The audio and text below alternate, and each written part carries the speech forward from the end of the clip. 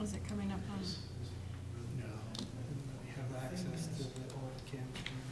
Hey Logan, are you headed to Washington tomorrow? No. Does Nate think I am? Oh, here we go. I'd like to welcome everyone tonight. Let's go ahead and get started with the Pledge of Allegiance.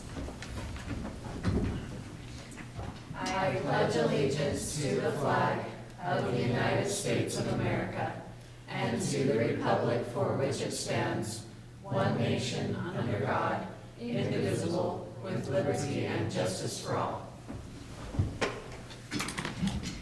Thank you. I've asked Commissioner Hinsey to give a thought or prayer tonight, so I will turn the time over to him. Okay, I just want to share a quick thought and then I'll offer a prayer. Yesterday, I went to our neighbor here across next door, Ron, to have an item looked at on my car. And it took literally 5 minutes. $35 is his rate for 5 minutes, just so you're aware. Anyway, but then he spent an hour and gave me a history lesson on Centerville. He's a walking piece of history, and he has seen so much in his time. But after he just told me countless, and literally I was there for an hour just listening to his stories. And then in the end, he sold me a book. So a university professor from Utah State, Royce Allen, I had never heard of him, I don't know if you have, but he's written the second book in a series called Centerville Rising. Is that familiar with anybody? Okay, Centerville Rising, 1855, 1870. I'm just going to share one paragraph out of Centerville Rising. And so this is 1855 time period. It's through the eyes of a young man about 18 years old. He said, "Taking my shovel, I walked to the field and cut a stream of water onto my spring wheat. I had a high corner that was turning a bit yellow for lack of water, so I took a little time to turn up a small diversion dam out into the field to force the water up into the dry area. The dam followed the contour of the slope. By the time I finished, I was sweating profusely. Walking back to the head ditch, I cut a shallow opening through the bank and let the stream of the water flow. Dunking my hat into the water, I enjoyed the refreshing cool as I placed it back on my head, allowing it to drip to my shoulders. I saw William Duell Creek, in their field with a shovel and waved at him. It was nice to have good neighbors, I thought. Centerville is a safe place and the people care about one another." That was cool. That was cool. It is really a fascinating history of the earliest days of Centerville. I guess it was just a big pasture here for lots of years with lots of cattle. But anyway, just wanted to share that, and I'd like to offer a prayer. Father in heaven, we bow our heads this evening, give thanks for the opportunity to serve in this planning commission and serve the citizens of the city, and ask that we might be blessed to make decisions and to evaluate plans that will benefit this city and continue to make it a safe and happy place. And bless us that we'll work in harmony with each other. In the name of Jesus Christ, amen. Thank you very much. Moving to our first item on the agenda, we're being asked to consider the proposed small subdivision waiver lot split to create a new building lot for the Fisher property located at 498 North Main Street. And I'll turn the time over to staff. Welcome, Mackenzie. We're glad to have you here. Thank you. It's good to be here. Thank you, Chair and members of the commission. As indicated, this is a request for a subdivision. This request is unique. Centerville does allow a waiver of the preliminary and final plat for any subdivision, 2 lots, maximum of 2 lots. And there's some criteria about dedication of roads and so forth. So on your area photo here, the Fishers own a large piece of property. My understanding, to some extent, it was 2 pieces of property in the past. They've combined it over the years, and they'd like to re-subdivide it, make some changes a little bit to the original 2-parcel configuration, and make available a lot here on the south side of their home. And it's likely for a family member in this case, but it's still a division of land for a new home. On your report, we go through the analysis of the small subdivision. Here's the picture of the plat. You see the existing home on the north side and the lot on the south side. As we go through the report, mainly the small subdivision is an opportunity where you have existing infrastructure in place to support the lot. There's no dedication of roads, there's no extension of main lines and so forth associated with the subdivision. And if it qualifies for that, you can exempt them from the preliminary and final plats. They do have a choice, if this goes forward with approval, to plat it with a narrative meets and bounds or plat it with a traditional plat. My understanding in talking to Mr. Cook, who's representing the applicant, they are going to go ahead and plat it with a plat because we're dealing with a common driveway. In the report, we talk about their approval with the state of Utah for access to Main Street. Main Street's governed by UDOT, and they've entered into agreement for a common access drive. And so they'll be recording that common access drive for both lots. Our review of the analysis, it meets the qualifiers for a small subdivision. And so with the conditions that are really preparing it for recording and a few tie-ups on the zoning, we feel it qualifies for the small subdivision, so we're recommending approval. Thank you very much, Corey. Any questions for staff? If not, we'll invite the applicant to step forward. I think Corey laid it out pretty well. Okay, you don't have to step up if you don't want to. I'd just like to know. Oh, if you're gonna, will you just come stay at the table or come stand at the microphone?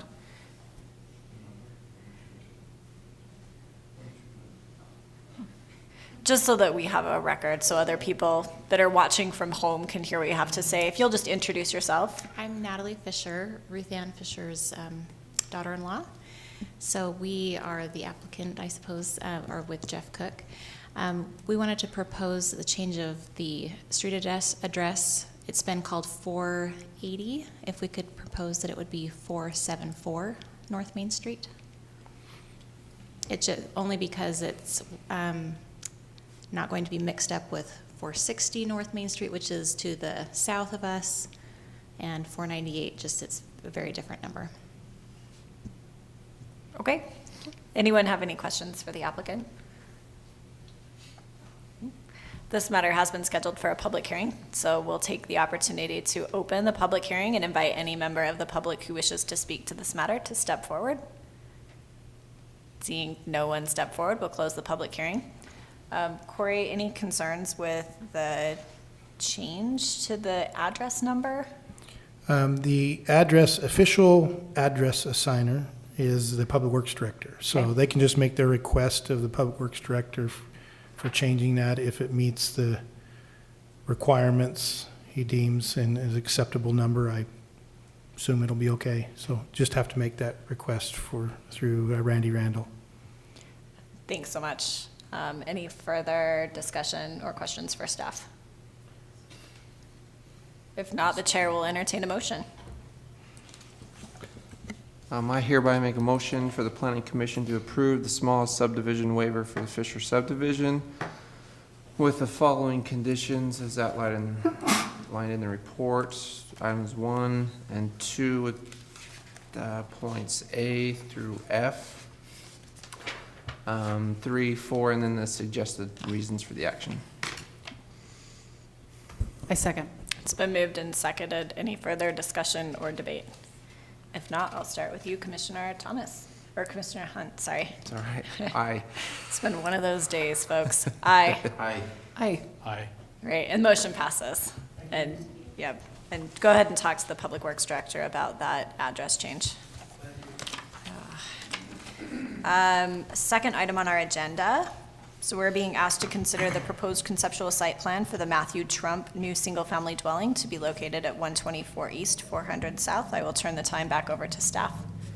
Thank you, Chair Heyman, members of the commission. You're a little bit familiar with the process of a site plan approval for a single-family home that is in a meets and bounds narrative property rather than a typical subdivision. That's generally reserved at the commission level to make sure the infrastructure and utility services are available to this piece of property, as well as the need for collection of any impact fees or upgrades and easements associated with the utility services. What's unique about the proposal here is it was an existing home and it's been demolished. They're planning on, I think, using some of the foundation and expanding it and building this new home. Under the parameters with the demolition, it becomes subject to that review as a site plan on an unplatted lot. Also, just as a follow-up at your last meeting, if you recall, staff had known about this issue. The commission has struggled with some of these being routine and uncontested matters, and so you have directed that if deemed acceptable at conceptual, then the zoning administrator would review the final. So this is your opportunity to look at the conceptual, give any feedback for that future approval. And it is also required under our ordinance that when we have a conceptual site plan, there's a mandatory public hearing. So that's what you'll be conducting today for that. From staff's perspective, most of all the infrastructure is in place because it was an existing home. There will be analysis during the building permit review to look at the number of fixtures with a single-family home versus the existing water meter that's there, and make sure the service line is adequate. So if it needs to be upgraded, the water manager would require that, and then they would pay the difference of the impact fee associated with that. The Development Review Committee has taken a look at it and for the most part has deemed it acceptable to develop this single-family home. So we add some conditions in our report to cover just the administrative items to make sure it's compliant. The big item from our perspective is the dedication of easements for the utility services, and that can be, and that's ultimately a decision of the city council to accept those easements. So we bring that up. So we're recommending approval so they can move forward with the final. Thank you very much, Corey. Any questions for staff?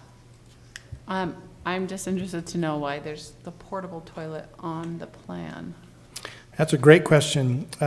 Our drainage and utility ordinance requires best management practices while you're constructing. So the portable toilet in the cement area is part of the construction. They have to supply those for the contractors when they're building the home.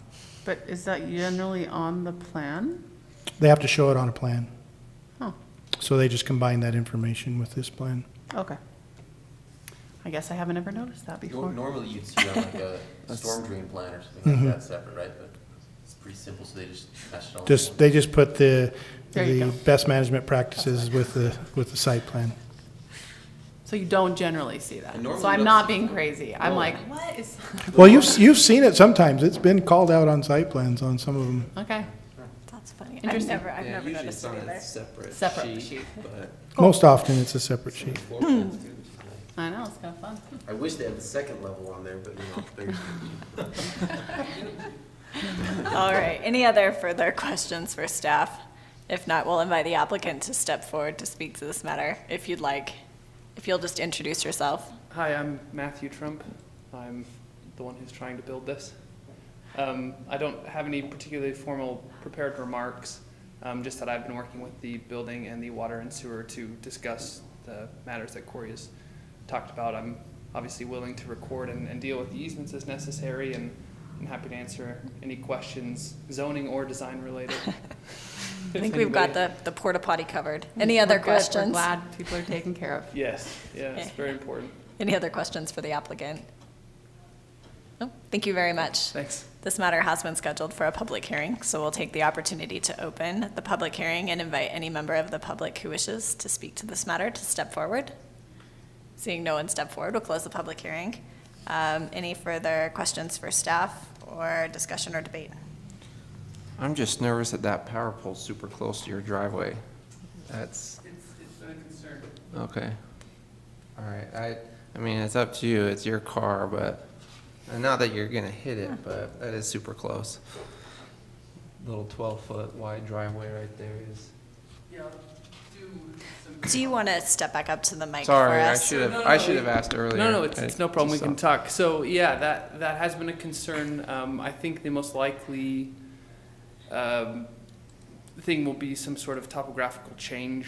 I've talked about doing some sort of bushes or even some rock and a different level to kind of protect that pole. Because certainly I would quite honestly rather hit a rock than a telephone pole. And so it has been a concern, and might have to later amend and try to figure out, do I need to make that driveway be an S shape or some sort of way to get around that? Unfortunately, it's not a very great place to pull, but I imagine it's quite expensive to move those. So Yeah, if you didn't mind having a winding front walk, you could S it over. yeah, and little. it's been a discussion and something that when we start forming that area, would certainly need to get back in touch with planning and make sure that amendment was taken care of if it decides to be kind of the way. You might want to put some reflective things on that pole too, just for people who aren't as familiar with your driveway, who may come Sure. winging in at night. Yeah, that's lots of ideas. I'm welcome to I'm open to suggestions anytime. Yeah, I just put a big landscape rock there or something. Yeah, That'll- I that'll kind of just figured I jump. would do a little tier around to kind of block that off. Thank you so much. Thanks. All right. Any further discussion, debate? I hereby make a motion for the Planning Commission to accept the conceptual site plan for the single-family residential parcel located at 124 East, 400 South, with directives 1 through 4 in the report and suggested reasons for action A and B. I'll second that. It's been moved and seconded. Any further discussion or debate? If not, we'll start down with you, Commissioner Hensy. Aye. Aye. Aye. Aye. Aye. And motion passes. Thank you so much. Thank you. Good luck. Moving to the third item on our agenda, this is a matter that we tabled from our last Planning Commission meeting. Welcome back, Lisa. Sorry, Lisa. We Glad to have needed you. you here. That's okay. I watched it, so. I'm pretty sure we discussed it already, right? All right. So you're going to be addressing leading our discussion regarding the proposed revisions to City Subdivision Ordinance CMC 15, the subdivision. So I'll turn the time over to you, Lisa. Thank you. So we are on Chapter 7. We're moving right along, and this is on final plats. So again, using the same template that we used for conceptual and then preliminary and then final. Obviously, we're adding more items that are required at final, and a number of these items are required by state law, so we just take them right out of the code. And so just kind of reviewing things on, as you mentioned, highlighting some issues for you. On page 1, we have in here that the authority for the final plat is the city council. You could look into recommending if the planning commission wants to keep subdivision plats. There are some issues where, the city council already signs the plat. They usually accept the easements. But if you're interested in having us do some research and see what other communities are doing, that might be one option, but we did leave it as still going to the city council. But it is an administrative decision that could be made by the planning commission. So then on page 2 and 3, this is where we get into the very detailed submittal requirements for final plat. In reviewing this afternoon, I do want to add in a couple places that in addition to these requirements, just to have a catch-all that they have to comply with all state law requirements, just kind of making a reference to LUDMA there, that all final plats have to comply with the state requirements as well. And then also, what I would like to bring back for the Planning Commission, perhaps with Mackenzie's help, is sort of the chart that we've talked about where we say, here's what our proposal is for conceptual subdivision, here's the submittal requirements for preliminary, and here's the submittal for final. Because I think if we can see them, you know, side by side and decide, do we want to move some things here or here? And remember, you said you thought some of them were duplicative, and we could make sure that they all make sense. But I think that's a future project that we can do just as we're working through this. But I think that task could be also a helpful template for our final checklist form. So whenever we receive a conceptual, we can just go, yes, yes, yes, you know, and final, and have a nice checklist already there. That's a good idea. I like that. Because we will have to redo all of our forms with the revised ordinances. So on page 3, again, this is all very similar language that we've already read, the same process that the zoning administrator determines the completeness of the application and then distributes it to the department heads and then to the DRC for review. And then the zoning administrator makes a recommendation to the city council. We still have a public hearing at the city council level, not required by statute, but usually when the council's hearing it for the first time, they want that public hearing. But again, I'm just trying to highlight areas if you want to reduce the process or, you know, things that are optional. So that public hearing, but I suspect if the council's saying it, they're probably going to want to hear from the public, so. You know, Lisa, can I cut in here? I've been thinking about this with regard to the authority question too, and now this public hearing question. When it comes to administrative decisions, my preference would be to have that at the planning commission level rather than at the city council level, because I think that the city council is so used to engaging in legislative decisions that I think that it would help avoid issues with public clamor in other areas where the city council might feel pressure to act in a certain way when they're acting with their administrative hats, whereas most people view our city council as having legislative hats and legislative authority. Seems to me like it from just to protect the city, that it would be better to have that at the planning commission level because we can't take into account legislative decisions. And then it would alleviate the need for a public hearing. I still want to think through that piece of it, but I would be inclined to really look at potentially moving the authority on this one to the planning commission. Okay.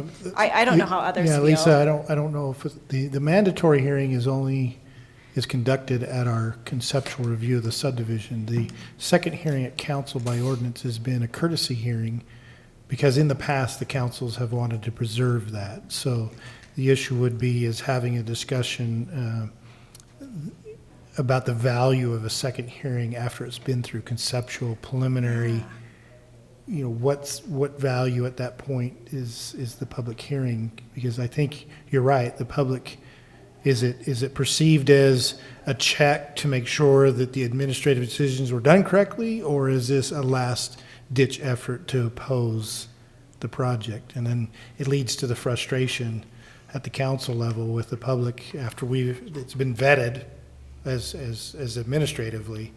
It alleviates the public's concern about you always make decisions when we're against it. And so I think there's value in that discussion. The issue is, can we convince the council the merit of that, of eliminating that second courtesy hearing? Well, and I recognize that the city council could disagree. Maybe I'm out on an island here, and the city council is always free to disagree. I just think that wherever possible, we should be leaving legislative decisions in the hands of our city council and removing administrative decisions so that they don't feel that pressure from the public to do something that they can't do. And I think that there is a disconnect there whenever we give an administrative decision to the city council. So where we can try to smooth that out and make the distinction more definitive between those things, I would be in favor of that.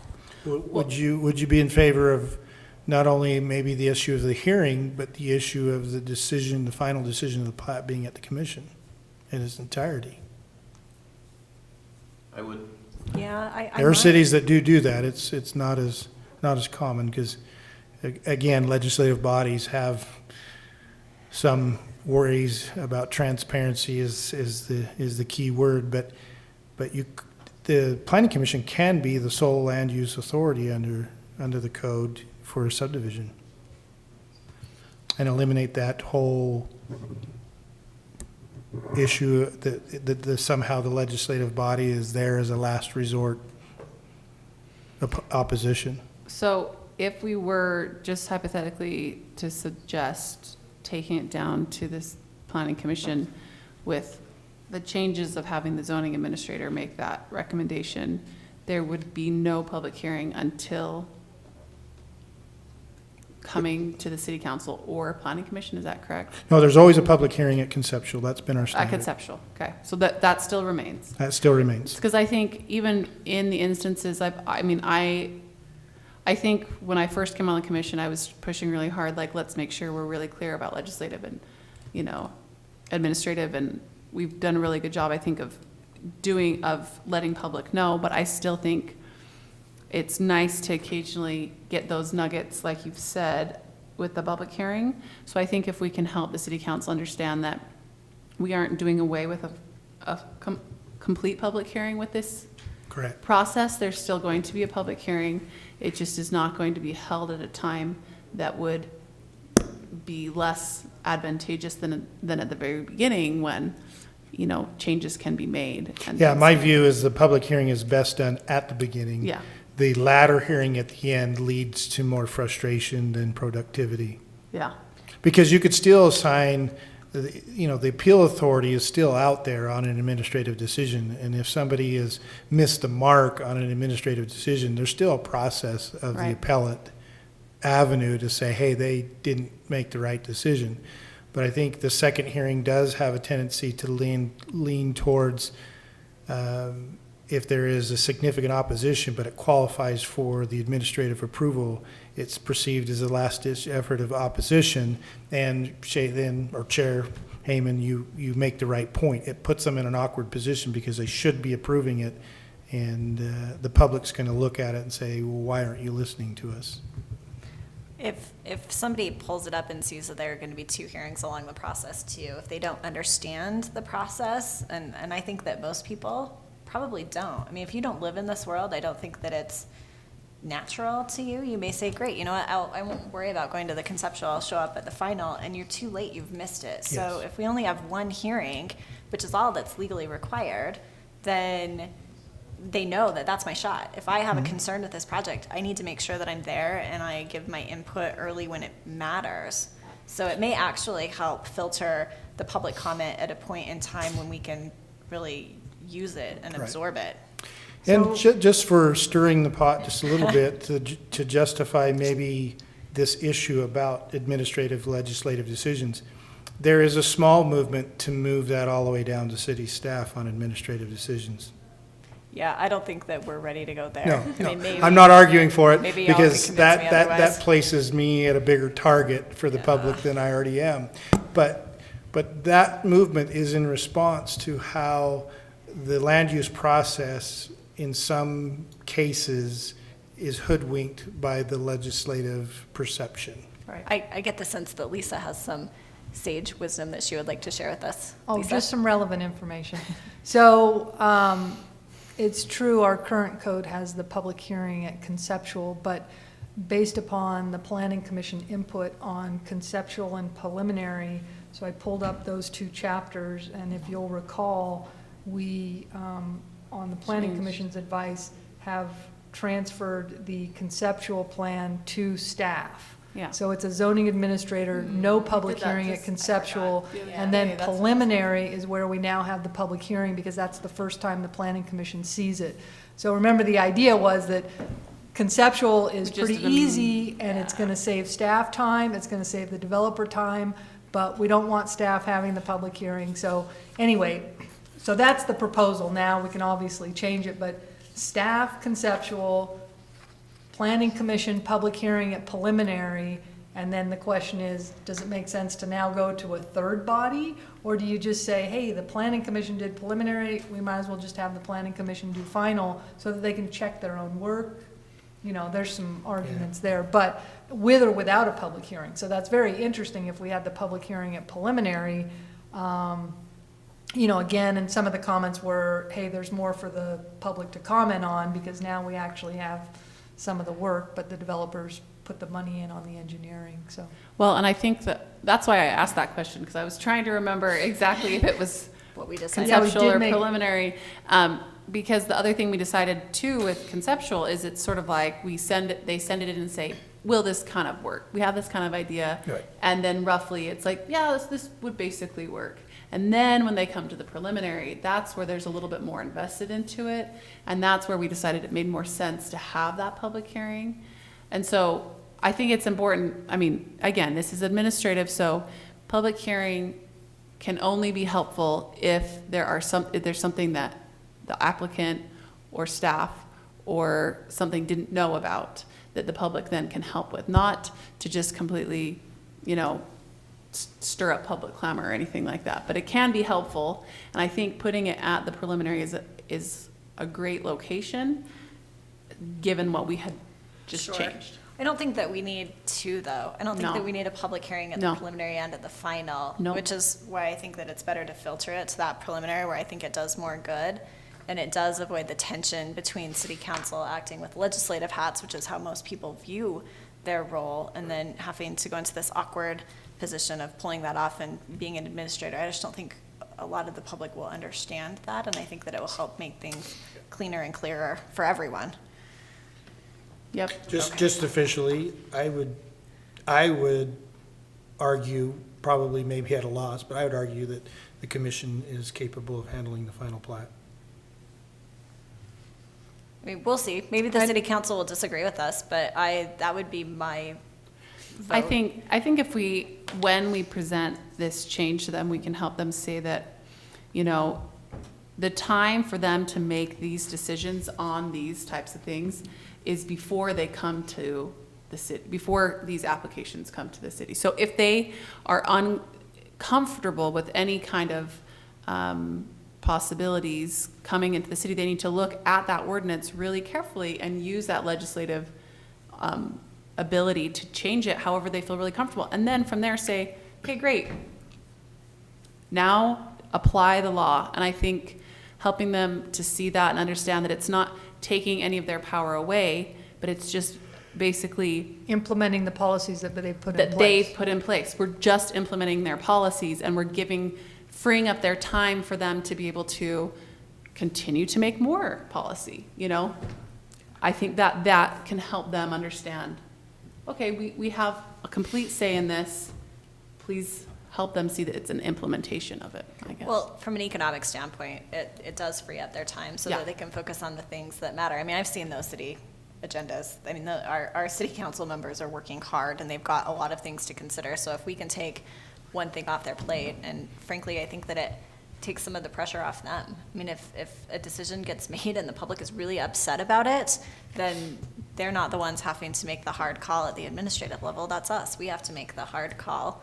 Well, and I think too, if the public is upset about a decision that's been made, it's still important for the city council to know that, because they're the ones creating the policy that makes that decision applicable. So I think it's good for them to have feedback, and I don't think we're taking away that feedback by still having that public hearing in that preliminary.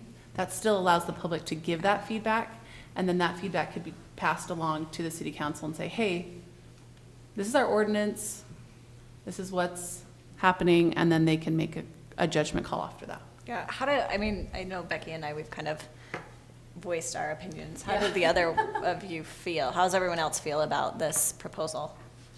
I'm in support of it. I'd like to see the final move to the planning commission and the public hearing to happen at preliminary. I keep mixing up in my head conceptual and Yeah. preliminary, but conceptual is staff level, go sketch something out. Yep. Preliminary is you come before a body, get something that looks nice, public hearing, and then final, right? Yeah, and I think that's the draft of the new ordinance that Lisa's speaking of. Yeah. So also eliminating the public hearing Yeah, if it's final. just at planning I would. commission. Okay. Should we try Plus, that? it meets the argument of cities, look at way to streamline your processes for Right. development. Well, I was going to say, I actually think it would add some efficiency, because we have some inefficiencies when we're handing things off from planning commission to city council, in scheduling, in who's going to provide the notice. If it all stays at the planning commission, it's just that 2-week time period, Yeah. or whenever they get the preliminary done. Yeah, I think it would streamline it, and be a little more cohesive too. Okay. Okay, Yeah, so, that's great. And again, reiterating, streamlining doesn't mean that we're missing anything. No, streamlining is. I want city council to know that when we talk about streamlining, it's not like, well, we don't care, we just want to kind of take this off your plate. We don't want you to like have to. No, do it's this. eliminating the redundancies. I that- think that's a good way to sort of communicate that to them, so they understand that it's not that we're trying to like remove them from the process, but we're trying to give them the power to legislate, and then for us to, Yeah. enact that policy. That's good. I like eliminating the redundancy. I I think like that that. that's It's a the good- best way to describe it, because that Yep. really is what we're trying to do. Well, you think about it, it comes back for final to you, then final to then the noticing, then the hearings, the expectations. There's a lot of redundancy. In some ways, you could argue that the redundancy catches mistakes, but I think if the issue is, the mistake is maybe into the policy, not the mistake into the Right. process. Well, and if a mistake has been made, again, there is still yet another avenue To fix the thing. to fix that. Yep. So, okay, we'll make those amendments. The last section on page 4 and the next section on page 5 are new sections that are not currently in our code, to try and reflect the reality of how we process final plat. So after the city council approves the final plat, the intent is to have the final plat in as good a shape as we can get it for the city council meeting. But there's always little issues, and as the city attorney, I review the title report after the final plat's approved, and I look at all the easements and make sure they're on the plat. And so there's these technical changes that the city attorney and city engineer are doing to the plat after the fact. And so these two sections on the submittal, we've come up with a unique process, I think probably to Centerville, where we say, hey, developer, we're not ready to see the Mylar yet. Give us a paper plat, and we will review that with the city engineer reviews it, and then I review it with the title report, and we do all our red lines and send it back and say, give us one, fix all of those.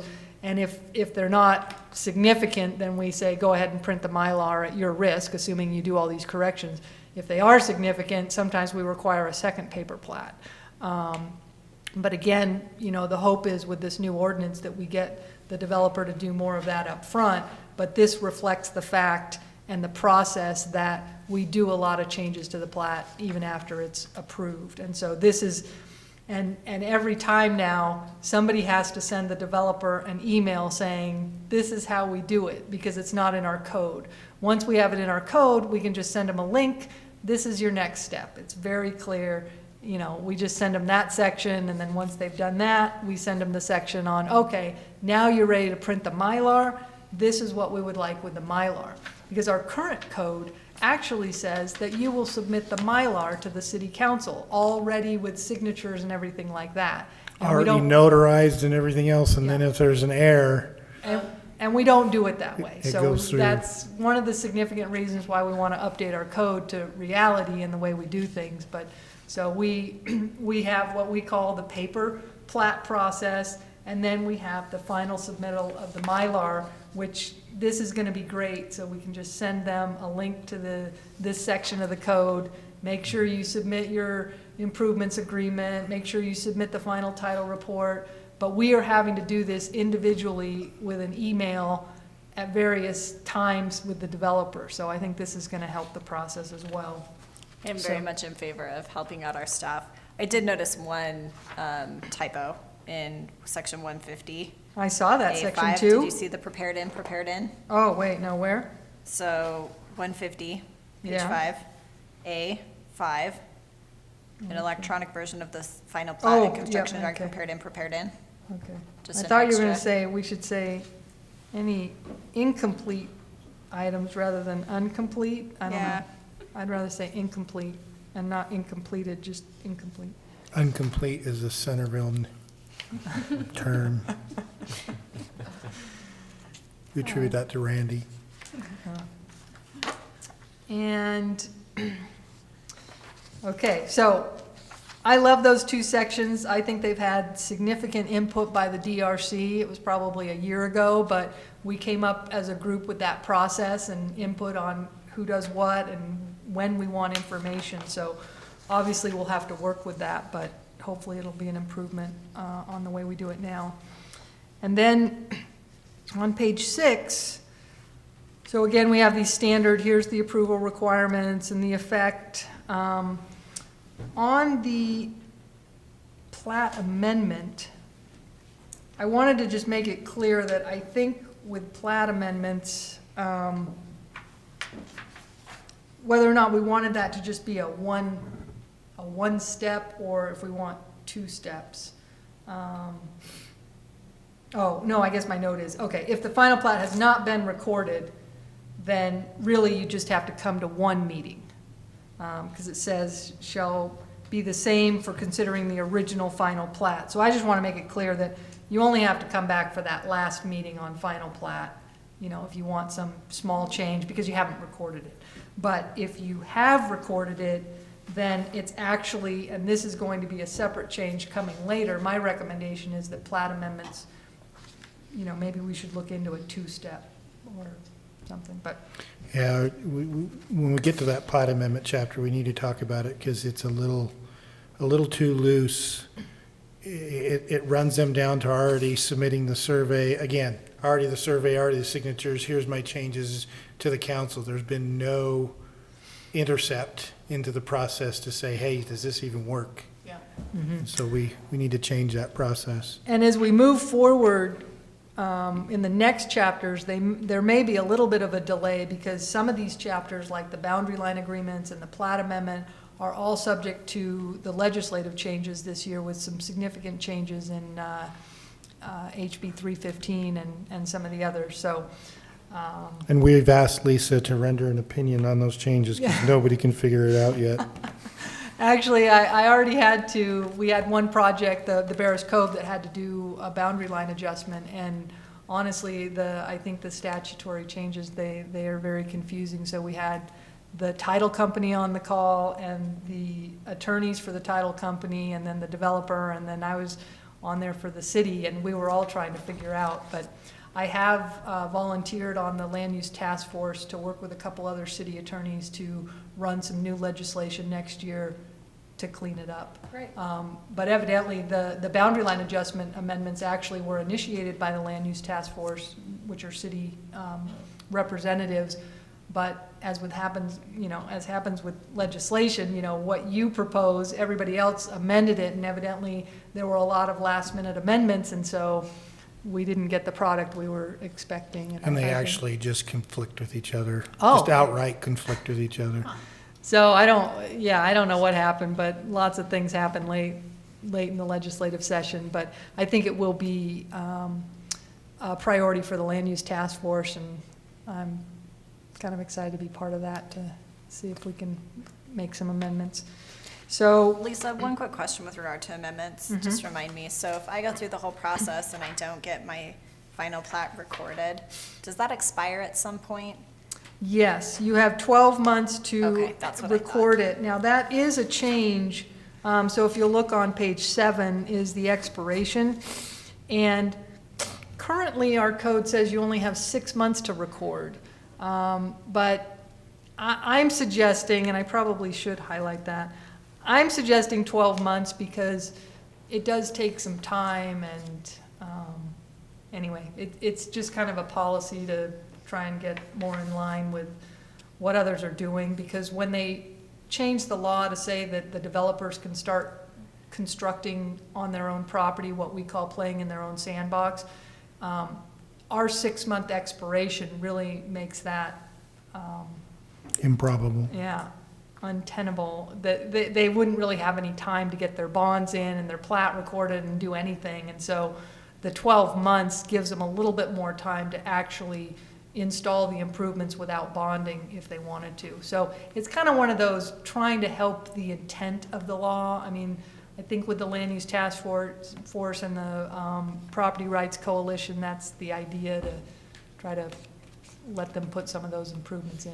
Yeah, we just get to the point that 6 months start showing up, they've only got half the improvements in, and now the city engineer and staff are scrambling to inspect, find out what actually got completed versus what's not, and then try to prepare a bond off of that, because they don't, depending on the time of year, 6 months is not enough to construct in your own sandbox. But it is important to have an expiration, and at one point, I think our ordinance didn't have one, but yeah, you want to make sure that once you get that approval, you need to, with diligence, record it, because you can't just go through the process and then sit on it and nobody knows. And so I think it's good 10 to years have- later, come back and say, Yeah. hey, this is a subdivision.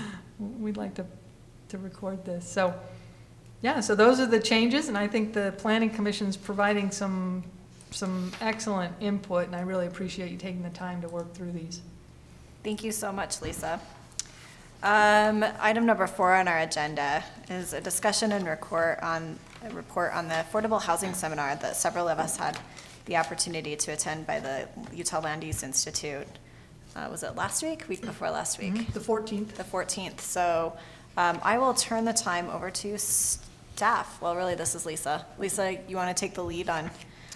Yes, so Shaylin and Kevin and Becky and I and our new city manager, Brant Hansen, attended the Utah Land Use Institute training on the affordable housing, and they went over SB 34 and talked about its implementation and what cities can do. I thought it was a fascinating discussion because they had the actual sponsor of the bill talk about it. That was really nice. And, some of the debate back and forth.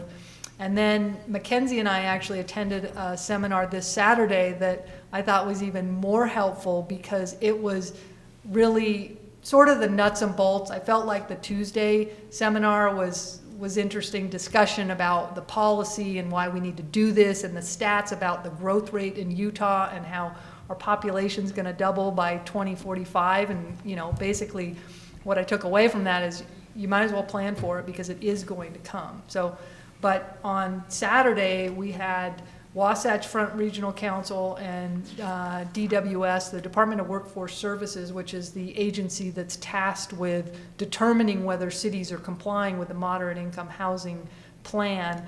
But they showed us a lot of tools about where to get the data about moderate income housing, or your median income and your population, and just amazing information that's out there. I thought it was great. And Wasatch Front Regional Council, we're really lucky. There's a number of these major regional planning agencies, and we just happen to be located in the Wasatch Front Regional Council area, but they are very proactive in trying to put information on their website. They're actually collecting the data for us and dividing it by city. So at some point we'll try to get you the links to their website, but they'll actually have a link just for Centerville with our data. So what Mackenzie and I talked about, and I raised this issue with the city council last night, is I think the great place to start on complying with SB 34 and bringing our general plan into compliance would be to start with that data gathering. So, assigning a staff member to, work with Wasatch Front and get that data and say, look, here's the numbers from Centerville. Here's how close we are to meeting the requirements or the goals, or here's where we're falling short. Because I think before you start planning and deciding where you're going to put these, let's figure out, how far off are we on where the goal is or where the state wants us to be. And so hopefully, we did this a little bit with South Main Street and saying, hey, wait a minute, let's look at, the data on the taxes and the ownership and, a number of things. So I'm hoping the council will be willing, and maybe it'll be a joint work session where we say, look, here's the data on Centerville, and once we have that, then we build the policies on top of it. Yeah, we have data for it. It's 2012, so our moderate income housing needs to update that data numbers, and I think we'll have better data than we used in 2012.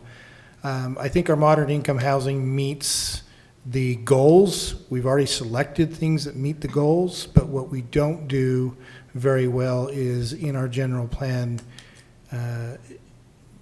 we talk about the ideas, but we don't really have an implemented strategy for those ideas. And so I think our moderate income housing plan misses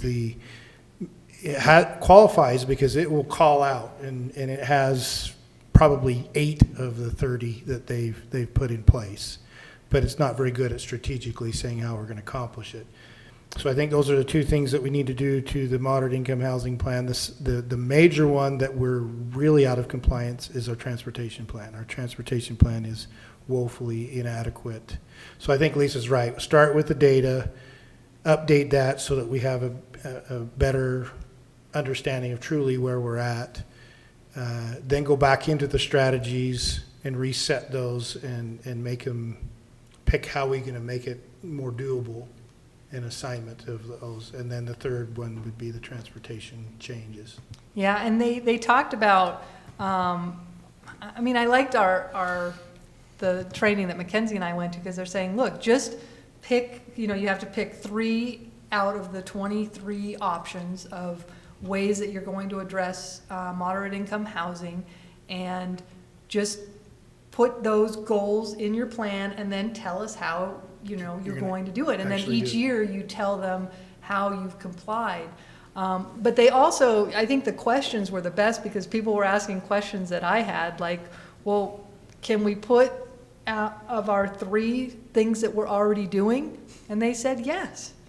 If you're already doing it, for instance, we're providing mixed use zoning in our commercial areas, which is going to, allow for more housing in our commercial areas. Or if you even want to just say we are preserving our existing moderate income housing. But I think, again, I like to try to meet the intent of the law, which is to say, look, we want some real goals, and in the next 5 years, the idea is to actually accomplish those goals within the 5 years. And how are you doing that? Yeah, and I think Lisa makes a good point, because right now the report is every other year. I think they're changing that to every year to workforce services. And the lack of we have in the report is we rely on a lot of the past that we've done, but the intent of the law is, are you doing anything into the future? And we don't do that well. And I think what Lisa says, don't try to do all 23. Let's just keep it small, tackle this, see where that goes. Mm-hmm. If that works, that's a great report. If we need to change it, because you're supposed to go back and review it. Is it annually now? Because it was every 2 years before. Yes, now it will be annually. And the league did say that they are working with the Department of Workforce Services to actually reduce the burden on this annual reporting. So evidently the biennial reporting was this lengthy pages that you had to fill out, and it didn't, they said, how many of you really liked filling that out? And of course no one raised their hand, but so they're trying to get it down to 2 pages on our annual reporting, which I thought was good news. But yeah, I think if we put on there the ADU issue and say that, over the next 5 years, we want to help promote legislation that's going to allow the ADU, or you could even allow ADUs in, you could divide some of your zoning areas and say, okay, in R1B, we are allowing ADUs, not the entire city, you can start small. And I also think even on allowing mixed use in your commercial areas, we could say, yeah, that's a goal, because one step towards that goal is actually starting with your general plan. And the city manager, I think I've mentioned this year in the budget, has suggested some funding to hire some consultants to help us completely redo our general plan. And the council talked about that last night and said, hey, I don't think that funding, I think we need to get this done sooner, since this is December 1st, that we have to have the transportation element amended and the moderate income housing. And I think the council agreed that this was going to be our focus for the rest of the year. Well, I said, this is going to take the rest of the year for us to accomplish, and I got some, agreement on that. And then overhaul of the general plan wouldn't occur till next spring. But that could be one of our goals, is to look at mixed use in commercial areas. And then next spring, when we do our general plan, we can report that, yes, we looked at a couple areas and we added mixed use in our general plan. It doesn't mean it's zoned for it yet, but we're planning for it. So I'm excited, because I think these are things that, you know, the list, we do these things, but it'll just be more focused on, you know, you only have to pick 3. So let's focus on those 3 and try to make some concerted effort. Because right now it's just a shotgun, and it's not really, like, hey, we there's no could teeth do to this, or we could do this. So, You I'm know, so excited that you're excited, Lisa. Yeah. This is great. you know, some thoughts I had after, I think we talked about this. We went out to lunch afterward and we were able to talk about this, but I really appreciated the first presentation by Heidi Agler, I don't know how to say it, but she talked about measuring needs and then addressing the needs. I mean, I think it's important for us to start small, start with 3 and then go, but I think it's also really important for us to consider what are the needs of our community, because every community is going to be different. And they gave us some practical methods to, you know, try to promote those housing affordability in a different speaker panel that talked about that. But I think one thing that really spoke to me, and I think Shaylin as well, is that the First Lady, she talked about surveying households and combining with surrounding communities to figure out what are the needs of Centerville, but also some of these surrounding communities. And I think having partnerships can assist us to leverage financial resources, to work with nonprofits, housing authorities, different programs that can help us add in all of these different things. So I think it's really important to be gung-ho, and I love that you are, but I also think maybe what we could do is keep that strategy in mind and say, okay, how is this going to affect, because this, when you talk with surrounding communities, that will help the transportation element. That's going to help us address those other things that, instead of working really strongly on one, you know, road, yes, we want this to be our transportation element, and then affordable housing, and then the other city's like, no, we want this other situation. You know, coordinating with them makes for a better overall plan. And I think I would just encourage us to really just take a tiny step back, not like a huge step back, because I want that, you know, momentum forward. But I think taking a step back and just really trying to assess our needs for our specific community, and then from there look at these options and say, okay, this isn't just an easy option for us to do, but this is an option that will directly answer one of these pressing needs in our community or in our surrounding communities. I was very impressed by a lot of the information that was given to us at that presentation. So Senator Anderegg, he's the chair of the Utah State Commission on Housing Affordability. He's the senator who sponsored this bill, who came to talk to us. He was really dynamic. He's great. He stands up and he says, I live in Utah County. I'm a Republican legislator from Utah County, and I'm put on this affordable housing committee. You know, help me out here, folks. But he's from Lehigh, and one of the things that he said, my favorite, because maybe I'm a Game of Thrones person, he says, density is coming. And I thought, okay, yeah, it is. I mean, by 2045, Utah is set to double its population, and 70% of that is going to be homegrown, right? Not people coming in from out of state. 70% will be us and our kids. And so one of the things that he had expressed frustration about, he said, I want to pull out my hair because I live in Utah County and we don't have our cities in Utah County coordinating. And so the roads, like, why are we not coordinating our transportation dollars? Why are we not coordinating things a little bit better? And I thought, oh my gosh, why are we not, right? We have West Bountiful, we have shared roads, we have Farmington, we have shared roads. Why are we not talking to our counterparts at these other cities to say, hey, what makes sense? How can we make our major transportation corridors make sense? We all seem to be making legislative decisions and policy decisions in islands. So that's something I think that we can definitely look towards. And I think that's been the problem. It's part of the reason why I'm frustrated at a state level with their pushing it onto municipalities. There has been a strong effort at the state legislature to resist the regional planning effort. The MPOs have asked for that. Now, you'll see that the Wasatch Front Regional Council has primarily been involved in transportation. The other MPOs will help the smaller cities do their general plans and so forth. But that's where the state legislature is still resistive of allowing any powers or perceived allowances to control on a regional basis. And so I think that's the problem that we have is it really sets at a county level at this point, if you really want to integrate with the multiple cities, because you're going to see West Bountiful tell you, no, we are not cooperate. They rezoned everything to 1 acre lots.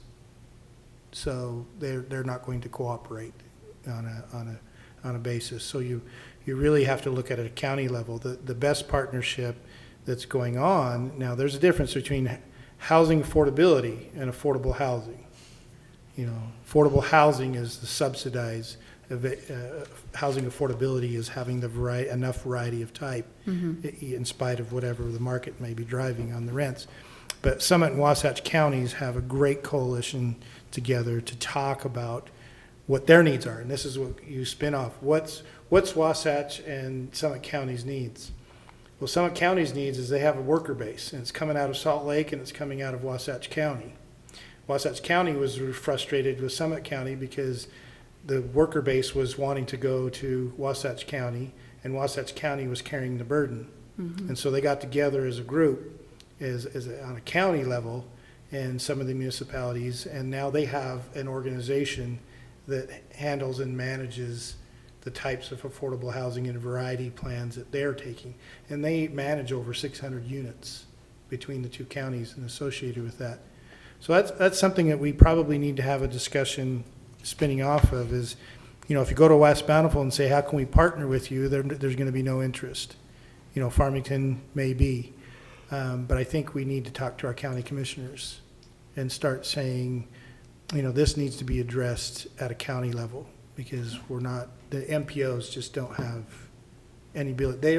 Their biggest frustration working with an MPO is here's all the data, we've got the grants, we help you, you don't adopt it, so we go on to another grant hoping again. And that's been the frustration. So there's my soapbox. Seems very uneconomical. Two other things that struck me, and you may have others that hit you. I'm kind of hitting the highlights, things that stood out for me. One of the recommendations that were made is that when we're looking at allowing for more housing, right? Again, density is coming. It is coming, so it's better to plan for it than to not. I think that there is some push in cities to push it all out to one side, right? Like, let's push it all to the west side. That's really not a healthy model in the long term. A more healthy model, it was suggested, is to look at infilling through duplexes and triplexes and townhomes. Corey's going like, how many times have I said this? I know. Keep talking. No. But I think that this resonates with a lot of us. I'm all for it. We're preaching to the choir, but it reiterates that it's not, I don't think that it's the right approach to just throw all the density out on the west side and say, all right, we push it out on that side, we're done. We did what we were supposed to. I don't think that that's honoring the spirit of what SB 34 is going to doing. create issues in our city if that is what is going to happen. Is there's not going to have the kind of strength that we need. That's right. So the other thing, housing, affordable housing has always been a thing that that I talk about a lot. And I've made pitches for why I think that we need to look at it from a public policy standpoint, and it was reiterated some additional ones that I hadn't even thought about, frankly. So lack of affordable housing, and affordable, they defined affordable housing as being less than 30% of your monthly gross income. So affordable housing, right? Lack of affordable housing impacts a lot of things. Air quality. If we're having to drive longer distances to get in, it's going to impact your air quality. And so that takes time away from your families if you're having to raise your families out away. It impacts homelessness if you can't afford housing, homelessness. It impacts the kids and the education of kids who are having to move around a lot, something I had never even considered. Me the too. lack of affordable housing is impacting our children's education. And the way that it does that is it increases student mobility if someone cannot maintain a housing. If they're Right. if they're not able to do that, then this student mobility will put pressure on the school district, because then all of a sudden they're trying to shuffle all these kids and the kids aren't getting this solid straight. It just blew my mind when I thought of that too. That was incredible to me. Yeah, it's something I hadn't even thought about. And obviously, teachers, firefighters, police officers, city managers who can't afford to live in the cities that they serve. I mean, we did just, because we're in this seminar, and so I pulled up UtahRealEstate.com. I thought, I'm kind of curious, what's the housing availability in Centerville? Blew my mind. Blew my mind. There were 26 listings for all of Centerville, 26. You want to take a guess at how many of those were below $359,000? Two of which were condos, one of which was built in the 1920s. So housing affordability really is an issue. And the other thing, so we've talked about, we have ours. This is great, right, for the people who have theirs, but what about people who don't? And the people who don't are our kids and our grandkids. And another flip side of looking at that, though, is that if you're going to have grandkids, don't you want to see them? And if you don't have affordable housing in your communities and your kids aren't able to live close to you, not only will your kids not be able to afford to raise their families in these communities, but you might find that your kids are living in, and your grandkids are living in Moab and St. George and other places where you don't get to see them very often. So it sort of reiterated to me that there are a lot of impacts when it comes to a lack of affordable housing, and why I think that we need to be a little bit more progressive in the way that we're looking at this issue and making sure that we're really thinking through ways that we can address it. Again, I don't think that it requires us to start building huge apartment complexes around the corner, but I do think that we really should be looking at, are there ways that we can infill? Are there ways that we can plan for this doubled population that we know is coming? Well, and to that point, I'll just finish up really quickly, one more little comment. I think that we really need to understand and reiterate that growth doesn't have to change our quality of life. We need to respond to fear. We need to educate people. We need to ask people about their concerns. And we can adopt practical methods that fit for our city and for our area. So no, we don't want to put a giant condominium complex on Main Street. That makes a lot of sense. But there was a suggestion where maybe we put a small duplex on a busier street, and right there, that's one little option of having it a little bit here, and then a little bit there, and a little bit there, and so that way, there isn't this huge, overwhelming change to quality of life, but yet we can meet these mandates in a way that makes sense for our city. Last thing I'm going to say, they said that the average family spends 30 to 50% on housing. It should be 30, but it's more closely up to 50% right now. I'm hearing 54. Yeah. Wow. 50% on the average family in Utah. And then you add on 20%, especially for any kind of affordable housing that's happening, like Shaylin just said, it's usually farther out, which requires longer distances for transportation and travel to work.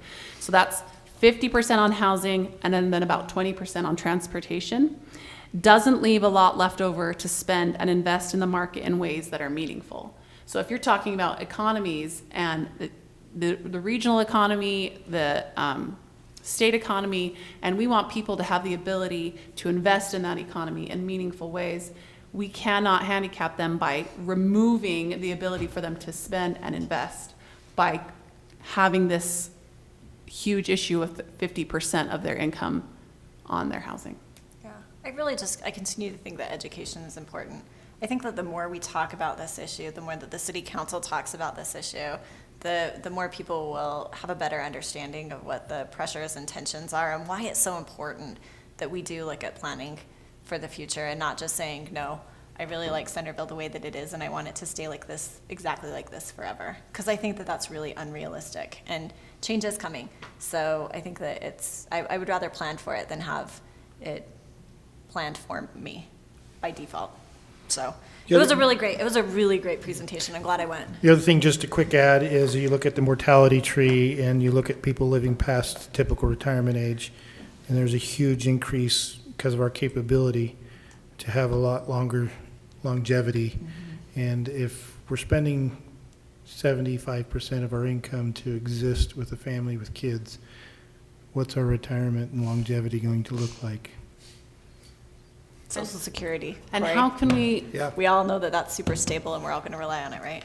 well, and how can we Sorry. address, this is, well, sorry, one last thing, that is just like my pet thing, it's like, in Centerville, how can we address, one of the reasons why we don't have any kind of supply for houses in Centerville, it's because it's a great place to live, people want to stay here, but they can't even afford to downsize in Centerville. If you have a nice big house that you bought however many years ago for much less, all of a sudden, yeah, you can sell your house for a lot, but then all of a sudden to buy even just a small retirement type home or something with a smaller yard, you can't afford to be able to do that. I've had several people tell me, well, it makes more sense for me to stay in my giant, huge house with just the two of us than it does for me to move because it's going to cost me more money.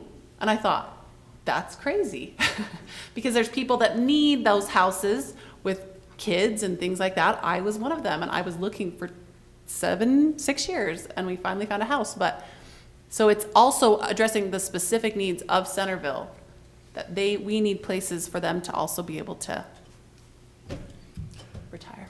But that's why we need to think beyond a duplex. Yes. That's why we need to think, why don't we put the condo on Main Street?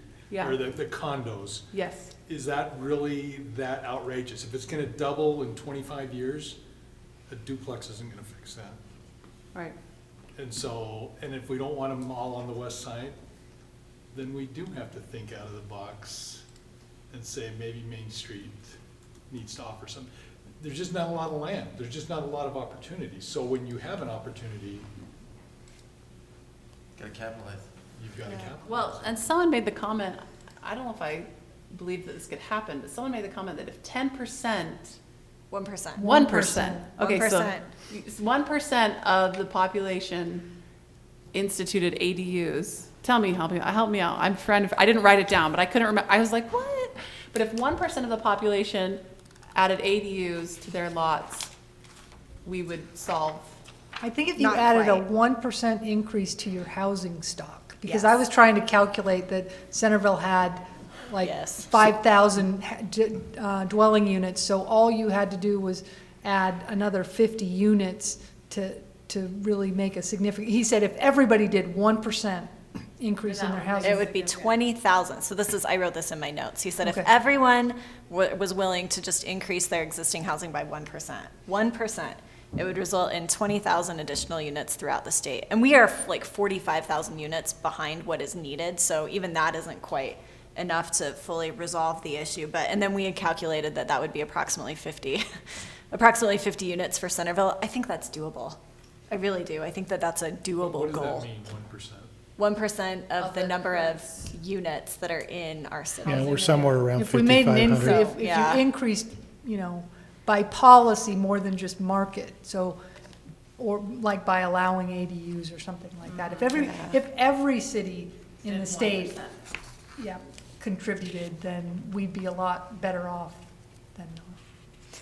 I'm just so excited that we're talking about this. And I really am excited that you're excited because I've been excited about this for a while, so I feel like it's Well, it's I a good actually thing. think that, there was some fear and trepidation about SB 34 and, and then it passed. And I just feel like the more we get to understand it, the league keeps harping that, hey, we preserved local jurisdiction flexibility, and these are things you're doing. Let's show the state we're already doing this, and we can do it. And so, anyway, I just think that it is something that we don't need to be afraid of, and it can help us. When they took guide. out the penalties, I think that softened the fear.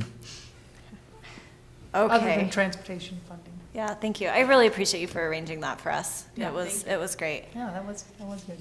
All right, moving right along. Item number 5 on our agenda, we have some land use training. Top 10 things every planning commissioner in Utah needs to know. I think this is a 6-minute video? Yes, so just a brief introduction. Yes, this is a 6-minute video. This is our number 3. So, obviously these are very cheeky, but there's a couple things that, we can talk about. If I could pause them, I would, but we can just talk about them in the end. of, just a few things or interesting points. But then I thought we could take a little bit of a break because our insurance inspection program and training requirements goes on a fiscal year. And so if we do these three, we've complied for the 2018-2019 fiscal year, and then our new inspection program starts July 1st. And so we'll do our three for this fiscal year, and then let's do some in late summer or fall, and that'll count for next fiscal year. We can, Okay. that sound good? I'm supportive of that. Okay. So here we go.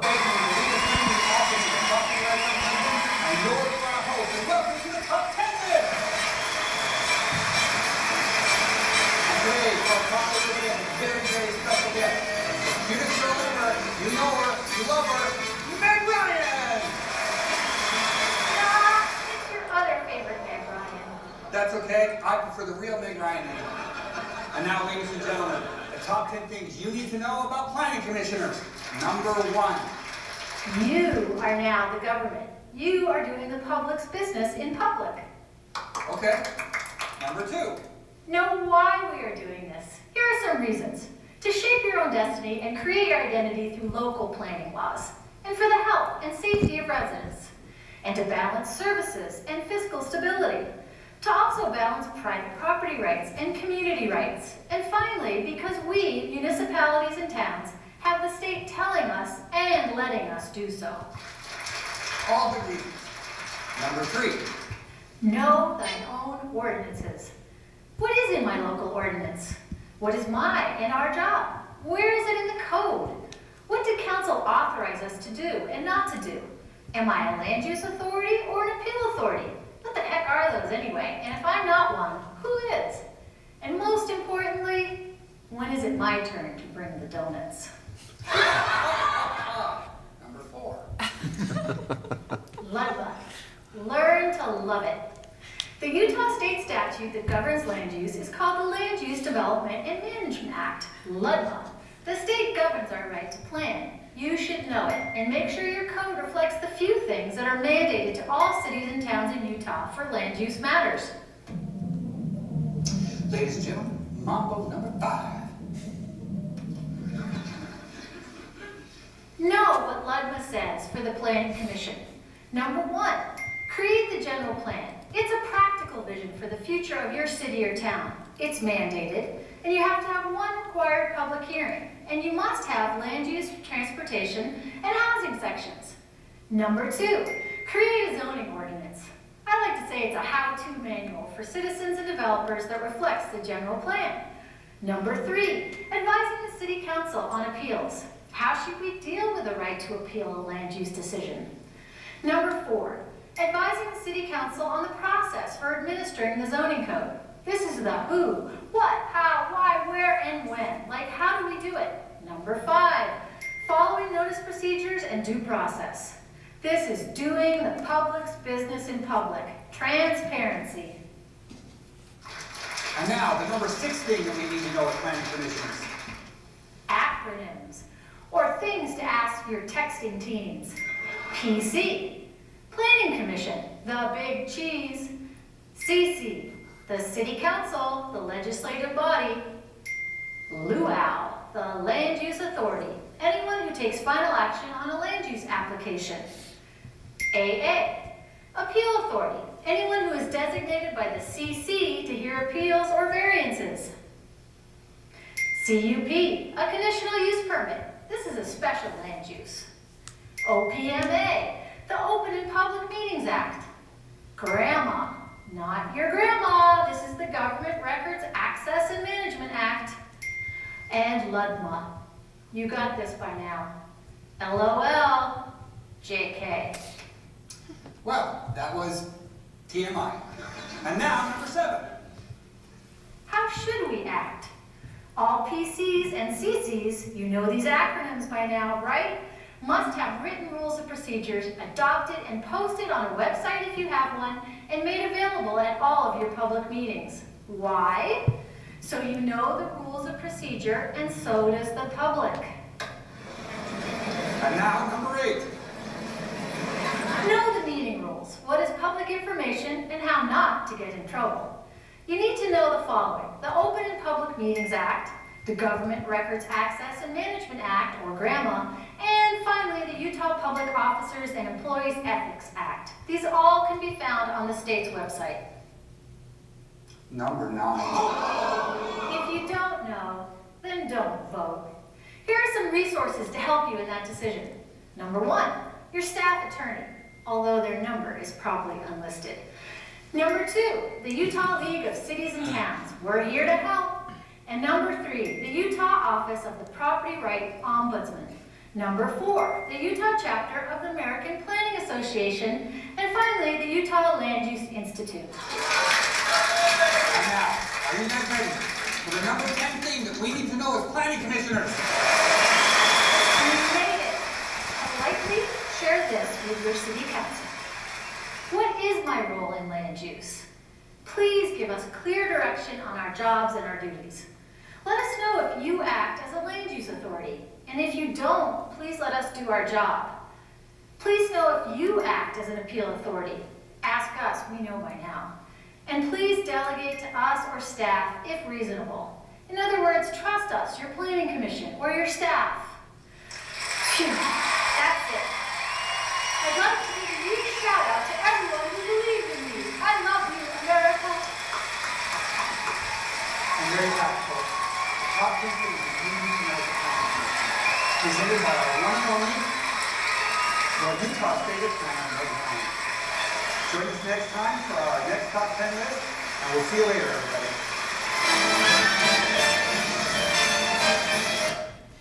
I thought that one was pretty funny.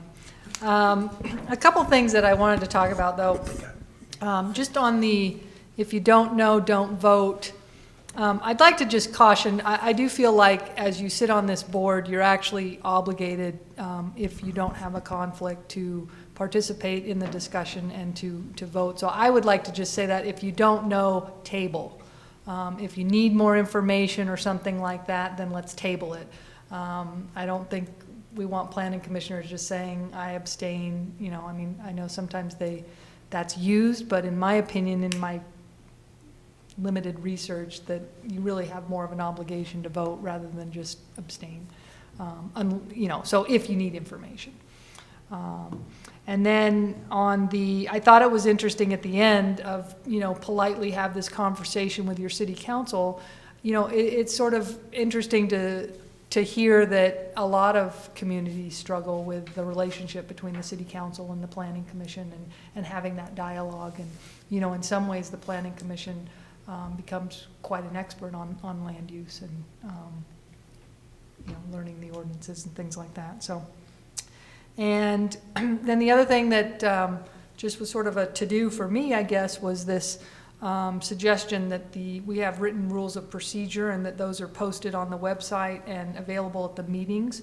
So I was reviewing LUDMA today because I know we have to have rules of order and procedure, and we have those in our ordinance, but we may also want to look at our own bylaws and see what those are. But so arguably our rules of procedure are posted on the website because they're in our code. But I'm not sure where this requirement that the procedures be available at the meetings, but we can certainly comply with that. Yeah, and I don't know if they mean for you or for the public, you know, but it is helpful for everyone to know, hey, here's how we're going to conduct a public hearing, and here's when you get to speak and those things. So, yeah. And I think if anything, having the order of business for agenda items might be helpful for the public to see. Yeah, and I mean, if we do have bylaws, it'd be good to review those and just update them because they're probably quite old. Since nobody seems to know if we have them. We do have some bylaws, but they are very old. Yeah, or we could even repeal the bylaws and put more specifics in our code where we know where to find them. Excellent. So, Thank you so much. Any questions on them, or hopefully that was, you know, they mentioned a lot of different state statutes, but hopefully those are all sounding familiar. You know, the more you talk about it and the more you hear it, it becomes more familiar. So, I'm really glad that we've been doing this training. I mean, we laugh a little at these cheesy videos, but I think that it's a good reminder for us why we're here and what we should be doing. So, Yeah, I mean, and sometimes it's just reiterating what we're doing or what we're saying, but again, it's helpful information. Yeah, even for me, I learn a little bit each time. some of those acronyms I will never, ever, ever use, however. Oh, the Oompa or whatever that, Yeah. yeah. Been I haven't public started using meetings. that one. Anyway. Okay, thank you so Opma. much. Opma. Item number 6, Community Development Director's Report. I'll turn time back over to you, Corey. Thank you. Just to be real quick, the first item, zone text amendment. This is brought up in open session with the city council, and they sponsored a change. And it says RL zone accessory setbacks, but it's the residential, it's the 3 tiering system that we have, the 3 feet, the 5 feet, the 8 feet, depending on building size. They've received some complaints from the community and have given us a suggestion to look at and wanted it done as soon as possible. So that'll come up on your next meeting. South Davis Metro Fire District, they want to amend their site plan. If you remember, we've had a few reiterations of the plaza, and they have a new design because of some changes that needed to take place with the sidewalk and so forth in the main street. So they're going to come back with a design change on that, and some of the elements that they're worried about is maintenance. So that'll be on your next meeting. Quality Machine came in. I heard they were going to submit their amended site plan. We met with them as a development review committee. I don't likely see something in very near future, but maybe it will come back around. And then the continuation, if I recalled, you wanted to look at the 2 goals for the general plan for South Main Street. So put that together. And then the city council report, home occupation amendments, they passed. And of course, the accessory building setbacks was a directive from the council. So that's my report. Great. On a totally unrelated matter, do we have any idea what happened with Iggy's over here that unexpectedly closed one day? Caught us all off guard. They literally just put up a sign to their employees that morning saying we closed. What day was that? So, And employees found out by coming to work. yes. Really? Awful. Nobody knew about that. We got a call on that day. Was it all Iggy's or just ours? It was just ours. And the rumor mill, I don't even know where, if it's 10th or 15th party, but the rumor mill about all of Iggy's versus this Iggy's, it was this Iggy's simply by the number of patrons were not enough to keep it open. That's too bad. Wow. But that rumor was just out there in Rumorville. All right, sorry, that was neither here nor there. That one just took me by surprise. Took us So, all by surprise because I got a call and said, Corey, and I'm like, you usually know. And I'm like, that one I didn't know. What day was that, Corey? Well, it was the week that I showed you that I needed to go to the hospital after the planning commission meeting. It was that Thursday, 2 weeks, yeah, it would have been 2 weeks 2 ago weeks today. ago. Yeah. Because I didn't come into work the next 2 days. You feeling better? Better. You jacked up your hand or something? Oh, that's just embarrassment. That's called running on the street asphalt and have no idea, but one of those tar snakes jumped up, grabbed my foot, body slammed me in the ground. I guess I was getting too tired on my run, and We will harass you off the record. Let's go ahead and get through our last item on the agenda, which is to review our preliminary draft minutes from our last meeting. So let's do this as we normally do, page by page. Let me know if you have any changes, starting with page 1. Page 2. I have a change on, starting on page, line 5. Commissioner Wright said she would hesitate to approve unless the city can require a guarantee that Brighton will pass the savings on to the end buyer. I didn't quite say that. I said Commissioner Wright said she hesitates to approve unless the city, hesitate to approve on the promise that Brighton will pass the savings on to the end buyer. Because the whole thing was, oh yeah, we promised we're gonna do this, and that my hesitation was like, well, I don't know if I feel like that's a great, so it wasn't that I said we have to require that. I just said, I don't like the fact that it's just going to be on their word sort of thing. Will you reiterate the way you want it said? Yeah. Commissioner Wright said she hesitates to approve on the promise that Brighton would pass the savings on to the end buyer. Okay. And then Chair Heyman pointed out all that stuff. So. Any other revisions to page 2? Page 3? I have another one. Where was it? Sorry.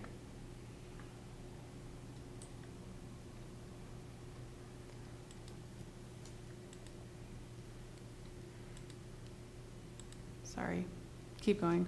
I'll come back to it. We can come back to it. 17, just a text error. Oh, yeah, it looks like it. On page 17, there's a random number 3. Any other revisions to page 3? Oh, yeah. Line 10. Commissioner Wright said that if residential were introduced, it would make sense to add affordable housing along Main Street. Because previously, in my last comment, I suggested focusing on just commercial and then adding residential if commercial does not start happening. So then on line 10, Commissioner Wright said that if residential, whatever I said, were part of it, it would make sense to add affordable housing along Main Street. Great. Any other revisions to page 3? Page 4. Chair will entertain a motion.